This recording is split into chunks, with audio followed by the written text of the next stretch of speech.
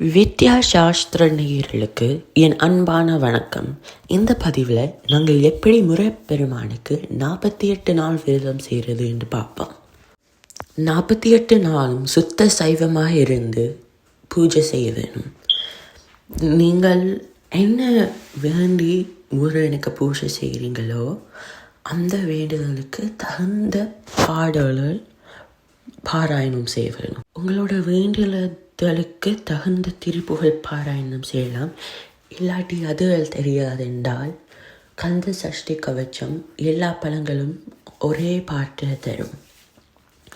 ஒவ்வொரு நாளும் 48 நாளுக்கும் ஒவ்வொரு நாளும் பால் இல்லாட்டி ஏதாவது ஒரு நெய்வேத்தியம் ஒவ்வொரு நாளும் வைக்கவும். இந்த 48 நாள் அவ்வளவு சுலபமாக முடியாது.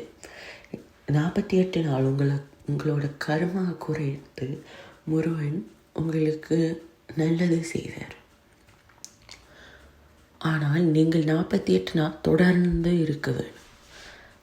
ஒரு நாள் விட்டு ஒருவேளை வீட்டுக்கு தூரமாக இருந்தால் இல்லாட்டி வெளியூருக்கு போயிருந்தால் இன்னும் நீங்கள் அந்த பாடலை பாராயணம் செய்யலாம். ஆனால் பூஜை அறைக்கு மற்றும் போகவே ஒவ்வொரு நாளும் ஷர்கோண கோலம் போட்டு 6 தீபங்கள் ஏற்ற வேணும். ஷர்கோண கோலம் என்றால் ஒரு நட்சத்திரத்தில் நடுவில் ஓம், ஒவ்வொரு முக்கோணத்தில் ச ர வ ந ப வ என்று எழுதியிருக்கு. அந்த ஷர்கோண கோலத்தில் ஒவ்வொரு எழுத்துக்கும் ஒரு தீபம் கொளுத்த வேணும் ஒவ்வொரு நாளும்.